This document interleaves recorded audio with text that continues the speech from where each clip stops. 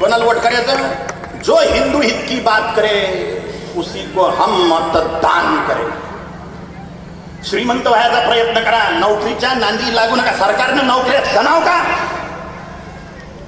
कामधंदे करा ना. सारे मुसलमानाने हिसकले. नाव्याचं दुकान मुसलमानाचं, हार्डवेअर मुसलमानाचं, फळाचं दुकान मुसलमानाचं, सब्जीचं दुकान मुसलमानाचं, मटणाचे दुकान मुसलमानाचे सारे.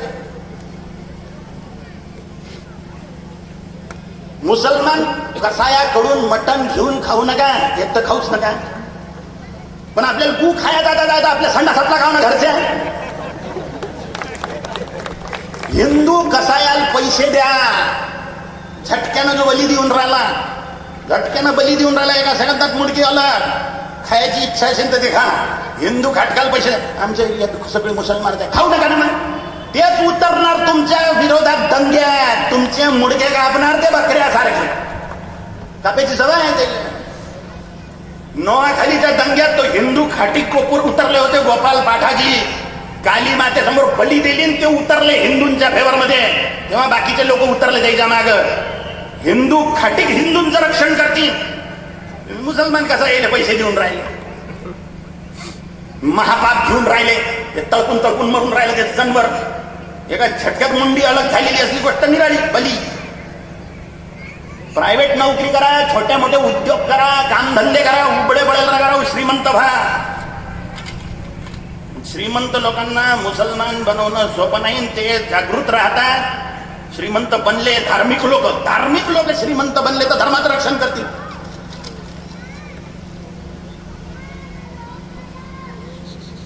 रोज मंदिरात जा. का? देवतेची पावर प्राप्त होणार, देवतेची शक्ती प्राप्त होणार. मुसलमान 10 पट स्वस्त जरी विकत असला वस्तू तरी त्याच्याकडून घेऊ नका. त्याला पैसे दे सांगतो, गाय खाईन, तुमच्या डोक्यावर पाप लागणार.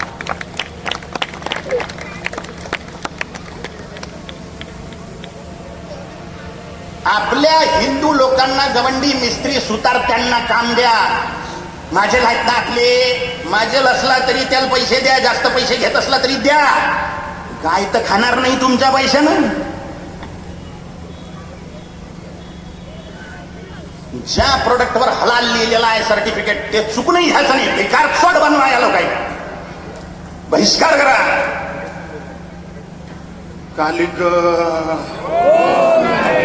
महत्वाच्या गोष्टी सांगायच्या राहिल्या. कोणत्या तरी हिंदूवादी संघटनेत सामील व्हा. एकटं राहायचं नाही. कोण्या हिंदूवर कोणी मुसलमान अटॅक करत असलं, एकदम 50 जण तिथं उभे राहा. तुमच्यावर हे पाळी येऊ शकते, पण त्याला सुरक्षित बाहेर काढा. तो चुकीचा असला त्याच्या कानपट्ट्या आपण शेकू. मुसलमानांकडून त्याला मार खाऊ द्यायचा नाही.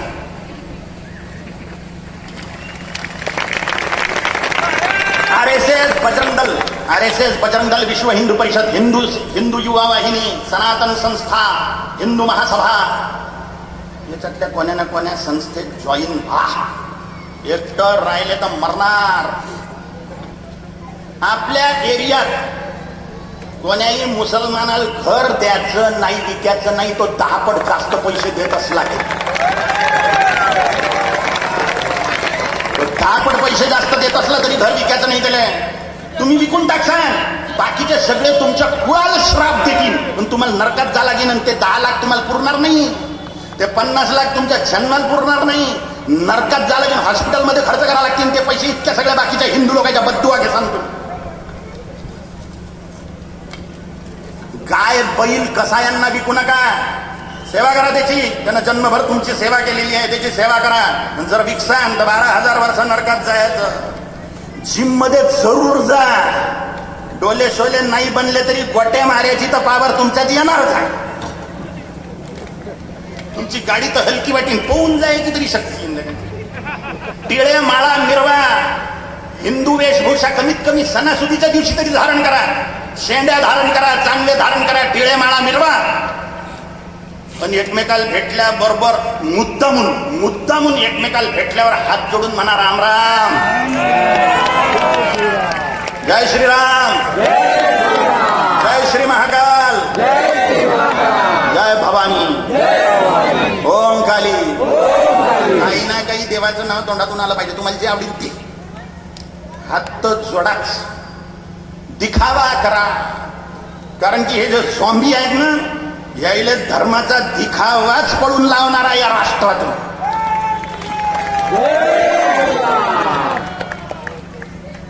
वोटर बँक बना, 100% हिंदू हितासाठी वोट करा. मुसलमानाचं वोटिंग 100% होते, पण त्याचा प्लॅन आहे भारतावर सारे मुसलमान राजा बसवायचे, आणि आपण बसलो सडेल जातीवादाचा भू खात.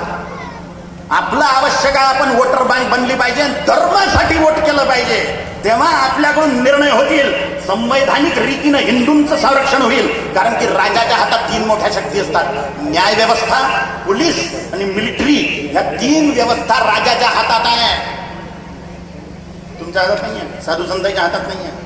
राजा जर कट्टर हिंदूवादी आहे तो योगी सरकारमध्ये 16,000 राक्षस मारले.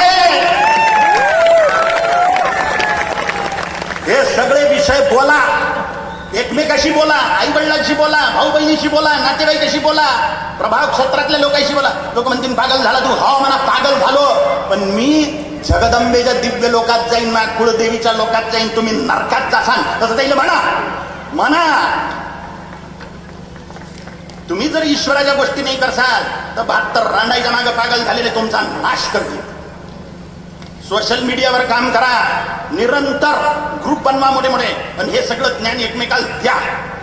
हे विषय बोला, हे तपस्या आहे, हे होम हवन आहे. तुम्ही एक एक व्यक्ती पूर्ण धार्मिक बनवा, कट्टर हिंदूवादी बनवा, कट्टर राष्ट्रभक्त बनवा, भारत मातेचा भक्त बनवा, तुम्हाला निसंशय महापुण्याची प्राप्ती. म्हणा ऐका ओंकारी. पुष्कळचे विषय विस्तृत सांगायचे होते पण नो टाइम.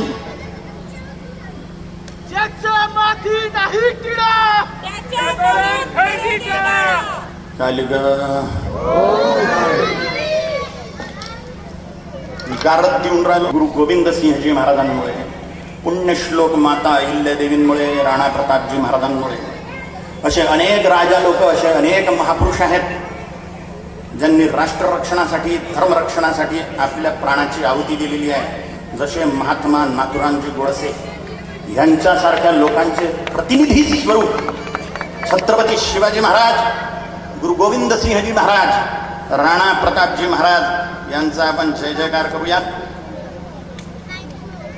भाऊ 10:15 झाले, तुम्ही नाचत बसले तिकडे, लवकर आले असते ना. काले ग